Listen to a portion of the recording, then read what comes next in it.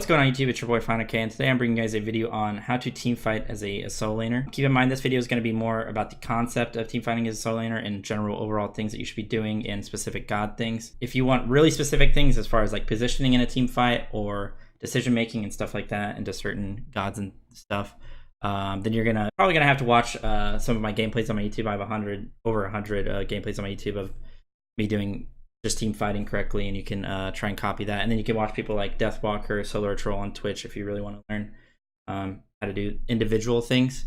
But yeah, for this video it's just gonna be kind of like a concept thing. I'm gonna be going over kind of your entire role as a solo laner when it comes to a team fight, and this really should put you in the right direction if you're new, and even if you're advanced, it will probably answer a lot of your questions about what you're doing wrong maybe when it comes to fighting. So yeah, let's get right into it. So I went ahead and started off with a little paint thing because I want to talk about a few things. So the very first thing I want to talk about is that in Smite, defense is greater than damage. And what this means is that, say you both have boots. Say you're playing a mirror match, right? I am let's just say Bellona. I'm Bellona versus a Bellona.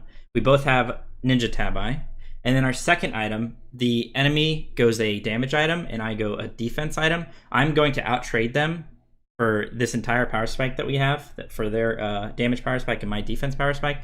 The entire time we trade, I'm going to outtrade them because the way defense works in Smite, it's just better than having a damage item. Until late game, when people have like percent pen items, that's when it's really going to be tipping the scale into damage being better than defense, and that's when like a full damage build is actually going to outtrade a defense build relatively easily. But that's really late game, and in certain scenarios that's not even true, especially when you have stuff like Nemean and Thorns and stuff like that. But in general, defense is going to be better than damage, right?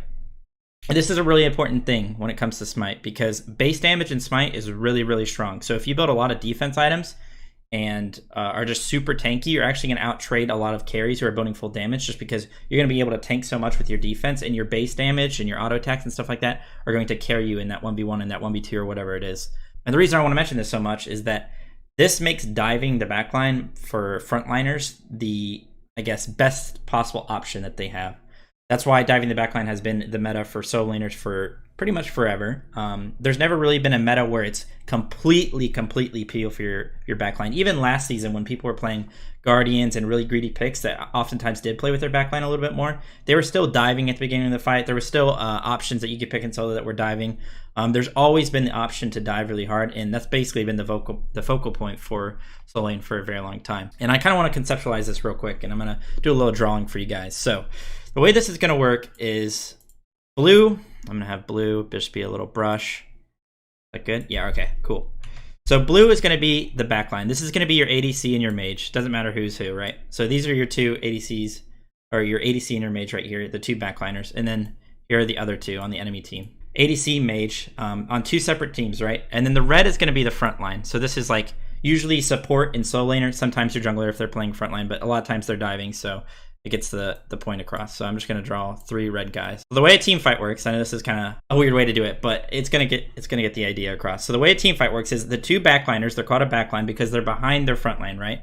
So they're going to be back here, and then they're going to be back here on this team. So the idea in a team fight is the frontliners are going to run at the carries. Let me switch to black. The frontliners are going to run at the carries like this on both sides. They should be doing this most of the time, pretty much on most characters. And the reason they do this is, again, like I said up here, defense is greater than damage. So what happens is these frontliners can outtrade the carries on both sides. But if one of the team's frontliners does not try and dive the backline and instead tries to peel, let me go back. We're on this side and we decide to dive the backline like this. All these frontliners decide to dive the backline. And the enemy frontliners decide to peel instead of diving as well. What happens in Smite, and I think this might be the same for other MOBAs, is that these carries right here, these backliners, this mage and this ADC, most of the time is going to be free casting. If they just follow these frontliners that are retreating, the entire time, if they keep pace with them, they're going to be free casting on everyone in this group. And like I said before, defense is greater than damage. So as long as these carries are outputting the same DPS as these people retreating, this team is going to win the fight almost 100% of the time, okay? Because this team is trying to actively peel and retreat. And unless it's like a really fringe scenario where they just have the best frontline killing comp ever and these frontliners just die too quickly because their positioning is really bad, this team is going to win the team fight most of the time. They're just going to be free casting the entire time. They're going to have no pressure on them from the enemy frontliners. And the entire time, these three frontliners, or maybe two, because two of them are building really tanky, and then it's just a jungler who's like waiting for things to open up. These two tanks that are running at these people are going to be able to survive at least long enough for these front or backliners to get their damage off. And most of the time, especially on a lot of characters, when you have stuff like Oboe in the game, then you have mages that just do so much AoE damage. Hunters do a lot of AoE damage as well. I mean, you think of so many examples of hunters doing AoE damage. This entire time, they're just going to be free casting, and they're going to win this fight pretty easily. And this is why diving is so important. And if you think about it, I'm going to delete all this real quick. Okay. And the same idea is, these are the backliners again. We have the two backliners. One of the best ways, and I think this is a common question that I get, is should I be, it feels like my carries are dying, right? They're dying really quickly, and I'm trying to dive, and I just don't seem to be getting the job done. What can I do? One of the best ways you can actually peel for your backline is to run away from them, which sounds really weird. But the idea is that, say you're a frontliner up here. This is you, right? Your carries are back here. They're all the way back here. If you run, and just like I said before, if you run at their backliners, it's going to prevent that thing that we just talked about before, where they're going to be free casting on everyone on the enemy team, including your backline. So if you're able to run at them and create space in between you, so say you run at these people and they have to retreat downward, they have to go back up and keep backing up, all this space in between is empty space that you're creating for your backliners to either try and kill their front line, to try and peel for themselves and try and make way and try and do outplay, have some outplay potential and all that. But the more that you run at their backline, the more space is going to be created in the middle, and it's going to make the enemy frontliners have to decide whether or not to try and peel, which most of the time is going to be good for you as long as your backline's still alive, or to continue to dive. And then it comes down to who has a better comp, who is a better player, and everything like that. So I hope that makes sense. The idea behind this, like I said before, is that even when you feel like diving is not the correct choice, as long as you're playing a god that dies, which we're going to talk about in a second, as long as you're playing a god that dies, it's probably still the correct choice. It's just something's going wrong, that your backline, maybe the team comp isn't correct, that you have, or something like that. Maybe your jungler isn't diving with you. That's a really important thing. As a frontliner, you're also not only are you creating space for your backline when you dive the enemy backline, you're also creating space for your jungler. So let's just say jungler's over here. He's yellow and he's like a little smiley face, because you know junglers are always happy. They're never sad, right? He's a little smiley face over here. This is the jungle, right? Right here. What you're doing by diving this backline is you're giving this jungler the option to either he can retreat back to his backline and try and peel for them and get a kill on their front line, depending on the god he's playing. But most of the time, he's going to wait with his blink, and he's going to go on the enemy backline when you created enough space for him, when you've caused the enemy, maybe you forced an active on the enemy backline, maybe you forced them to use a key ability like an escape or something that's really high damage that the jungler doesn't want to worry about. All of that, you're creating space for your backline, and you're also creating the space or opportunity for your jungler, if that makes sense, right? So pretty much always, as long as you're playing a character that's good at it, you should be diving the backline. Now, when it comes down to individual like gods and how they should position in a team fight, how they should sequence their abilities and stuff like that, that's going to be for a completely different video. You'd have to go into like specific gameplay and stuff like that. But if you really want to learn how to do that, just watch a bunch of gameplay and practice doing the specific things. So that pretty much goes over the concept of like what you should actually be doing in the team fight. What I want to talk about is the gods that actually do each thing. So there's 3 separate things you can be doing as a solo laner, as a frontliner. You could be diving the enemy backline, you could be peeling for your backline, and you could be sitting somewhere in between where maybe you're like your Geb, you're throwing a shield to your carry, but you're using your ult on the enemy backline. Like there's kind of like an in-between, or you have the option to, in a certain team fight, dive the backline the entire time, and maybe in the next team fight you decide you're going to peel back, you're going to try and keep them alive. You have options. You always have options. Keep in mind that for these gods and for the way you play Smite and pretty much any MOBA is that you always have options. You're not always going to do something. It's not always correct to do something. It's just that more or most of the time you're going to be doing this, and most of the time you're going to be doing that, whatever. So what I have here, I already preset it, is that the gods in S+ are gods that you're going to be diving most of the time with. Keep that in mind. Most of the time you're going to be diving the entire time, going on the enemy backline. And by doing that, you're creating a bunch of opportunities for your team and even peeling for your backline. Like the old saying of like Ares, his peel is damage. It's very true for frontliners for the longest time in Smite. So S+ are going to be your dabbers, the people diving the backline most of the time. A is going to be somewhere in between where they have the option to do both. And sometimes they're going to do both in a team fight, peel and dive at the same time. And then D are the gods that are going to be sitting with their backline almost always going to be doing that, unless they get a crazy lead. The big exception for all of this is that if you have like a really big lead in solo lane, you can kind of do whatever you want. You can choose to do whatever you want on any god. Most of the time, you're gonna be able to run around the map and be in the enemy backline and do kind of whatever you want. So, as you'll notice, most warriors are gonna be diving. Most of the warriors are gonna be diving. A lot of the mages that are viable in solo are gonna be played in the backline, on your own backline. They're not gonna be diving that hard. And then a lot of guardians are gonna be somewhere in between where they can choose to do whatever they want. Now, there's obviously exceptions. Actually, you know what? I'm not going to go through every single god because I think it's kind of self-explanatory. Only thing I'm going to go through is exceptions. So most of the mages are going to be played in the backline. The only exceptions to that are like Zhang Kui, because he can blink in. He's super tanky, and his viability and why he's so strong is that he'll get so much damage off regardless if he gets gone on in a team fight. Like if he just blinks in on the backline, he'll force actives. He'll force things to be used on him. And like I said before, that's just going to create so many opportunities for him. The gods that are in between, a lot of these gods like Ares, Athena, Fafnir, Geb, Sobek, Solanas, they just have a ton of CC. So what they can do at the beginning of a fight is they can go on a front line and look for a quick pick. They can quickly pick a front line and then go on the back line if they want to. For example, Sobek, he can pluck a front line out of position quickly at the beginning of a team fight, immediately ult towards the back line and start diving the back line. So a lot of these gods have that potential. Fender is kind of the same way. He could ult somebody out of position and bring him towards his carries and then go on the back line afterwards. Pretty much all these gods, you'll notice they just have a lot of CC, so they have a lot of options when it comes to a team fight. Thanatos has an execute, so he can try and just look to quickly kill a frontliner. Horus, the same thing. Some of these guys have protection shred, like Horus. Isis, stuff like that. Ao Kuang is going to be executing frontline, so he can do that, but a lot of times he wants to dive the backline as well. So all these gods, you'll notice, have protection shred or a lot of CC, so they just can basically kill the frontline all the time. And what you'll notice about the mages down here, the ones that are going to be staying with their backline most of the time and not diving at all, is that they don't really have a way to get to the backline or get out if they do go towards the backline. If you look at all these gods, none of them have like a jump or like a dash, besides maybe Nox, that can get towards the backline. And even then, like, what are you doing? You're dashing towards the backline to try and get a silence route, and most of the time they're gonna have their actives up. Yeah, forcing it's nice, but most of your utility as Nox is trying to lock down one person at the beginning of a fight, and for that reason you're gonna be trying to go in their front line if you're playing Nox solo. But some of these gods are a little less viable. But I want this video to be I guess transcendent. I guess that, I don't know, that's kind of an odd word to use, but it can be used for any meta. It can kind of give you the idea of what you should be doing in a team fight as a solo laner in any meta, even if some of these gods drop off. Because right now the meta is very heavily focused on diving the backline and getting loose, as we call it.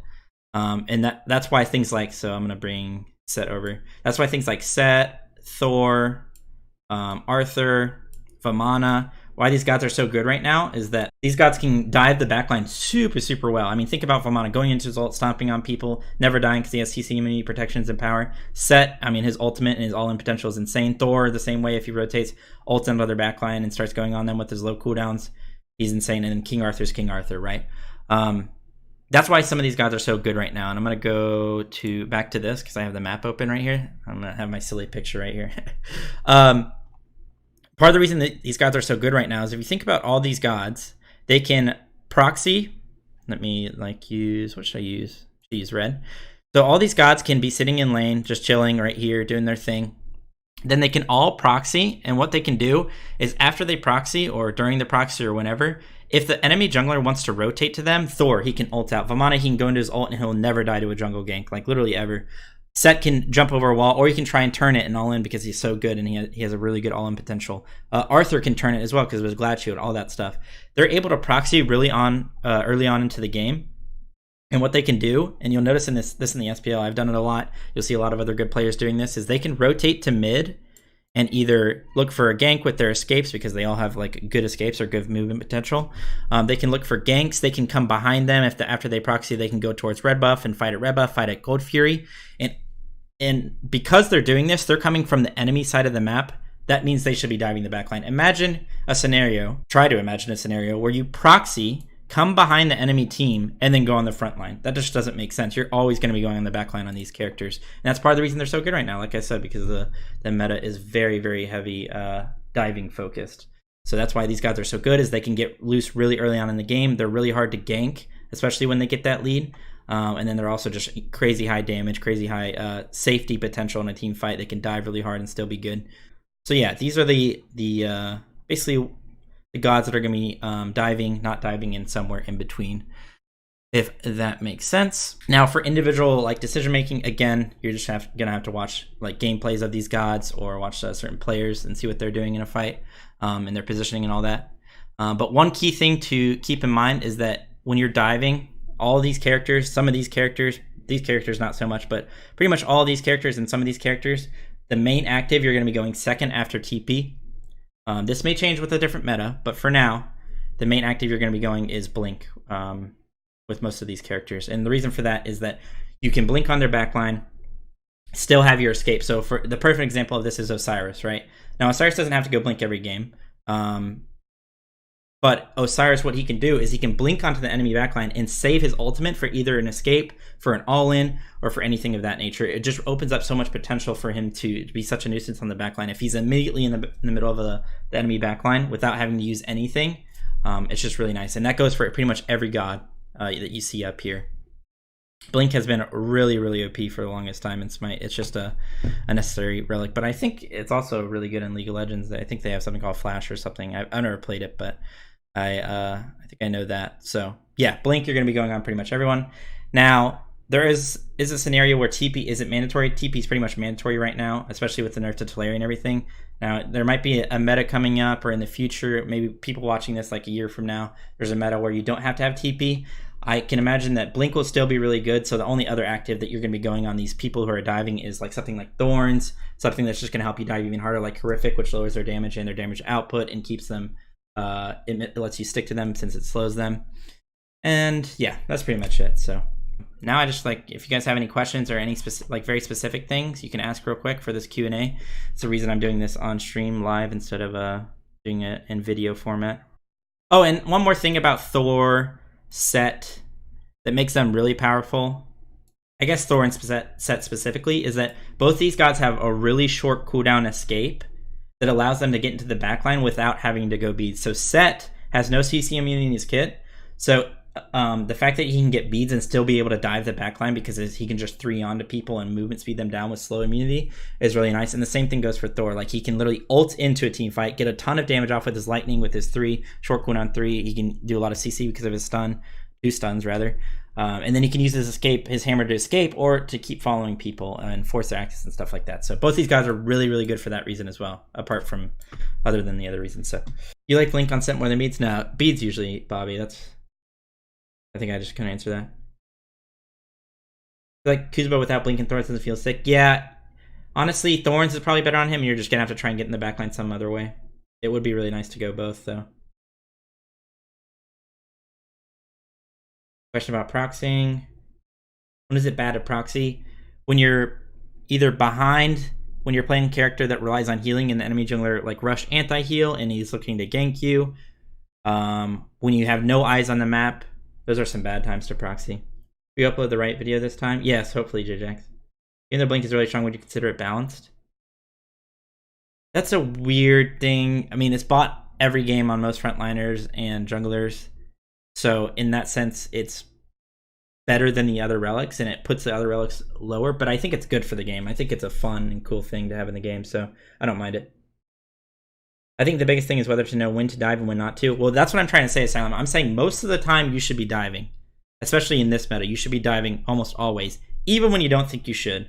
I was coaching somebody, his name's Lash Client. He's a really nice guy. He's actually really good at the game as well. And I was coaching him, and what I noticed is that he bought Blink on Zhang Kui, and he rarely used it to get onto the enemy backline. And that was the biggest thing about his gameplay. And I told him to just start blinking on the backline whenever he felt like it. Like, just when he's practicing, to just blink on the enemy backline as Zhang Kui or any other character, and just see how it feels. See like what he can do with, like, see if he can force active, see if he can do damage, see if he can open up things for his team. And I guarantee that 100% he's going to get a lot better just by just trying it out. Because honestly, most of the time, even when you don't think it's the right thing to do, you should be diving the backline. Are Chang'e and Baron viable in ranked when they can't dive backline? Yes, and the reason is they have a lot of good counter matchups, so they can win lane really hard, and they also, depending on your team comp, you can play around your team really well. Plus, not everyone in ranked knows how to play against those gods, right? So, Black Coin's still good? Yes, it's still really good. How to deal with high level 1 pressure, like against an Osiris? you just let him clear over you. You just let him clear over you and then just relax. He'll get totem over you just because he has so much pressure, but you could try and fight for the later totems. I feel like if you're gonna TP, you got to be really effective about when you back and stuff. Yes, that's like a high level thing that you have to really practice and really learn how to do correctly. And guns like TR I have a hard time with his mana hungriness and early levels. How do you conserve mana without getting behind? Totem's really good. Totem's really nice to have. Honestly, some of the reasons like some of those gods aren't viable is because they're so mana hungry and that they can't get totems. So I would suggest just like rushing breastplate on him or something if you're having mana issues, like after boots, obviously. What is solo best and worst matchup? What do you mean, Ivan? For Susano? Oh, for Susano.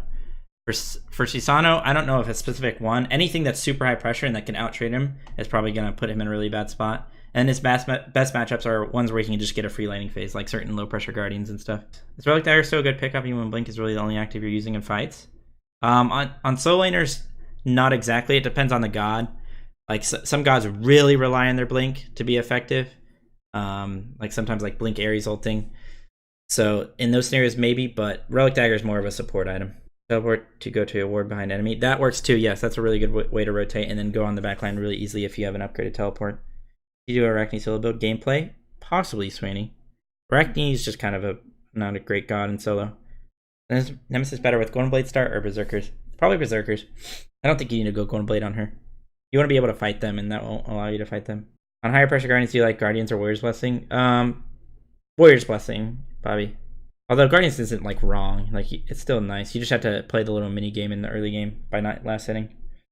Who are the best assassins to solo on? Right now, I'd say like Neja. Well, obviously Set, Neja, Thor. Okay, those are obvious. Fenrir probably.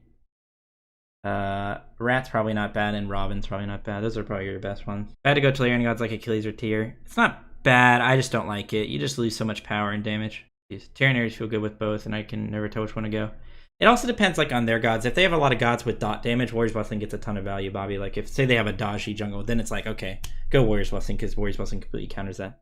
But if they have like a lot of burst stuff, then maybe you can go Guardians and be a little bit more happy about it. So if Blink is almost mandatory in solo laners, why don't I see Relic Dagger much if you're constantly wanting to dive the backline? Is it because defense items are better than utility items in solo laners? Yes, Asylum, but also yes, defense items are better than utility items most of the time. But also, just because your Blink's on a shorter cooldown doesn't mean you're always going to be using it. Like you're not always going to be using it in 90 or 80 seconds instead of 120 seconds, right? Because that's the difference. Like a lot of that time, you're going to be farming, pushing waves. Wave spawn every 30 seconds, so you're probably going to be pushing like 4 waves in between your Blink cooldowns. So is Kama good at diving backline? That's the only thing he's good at. He is terrible at killing frontline. If you pick Kama, if I see you pick Kama's Zots and you try and kill a frontline in a team fight, I will be disappointed. That's all. I'll just be disappointed. All right. I think we got a lot of those questions answered. But yeah, this is basically just the concept of a team fight and what you're supposed to be doing. Give you guys a general idea of what you're supposed to be doing. So yeah, that's pretty much the end of the video. I hope you guys enjoyed. Let me know if you have any questions. If you want me to make a specific team fight guide of like what you should be literally doing each second when it comes to a team fight on specific gods, you have to let me know how to do that because I'm still a little bit like I'm a little bit confused on how I could make that. It might take a little bit longer and more of a bigger video to do, but yeah, like I said, if you have any questions, feel free to leave them in the comments below. If you like this video, feel free to leave a like. If you want more soloing content and guides, just hit that subscribe button for more. And yeah, I'll see you guys later. Peace out.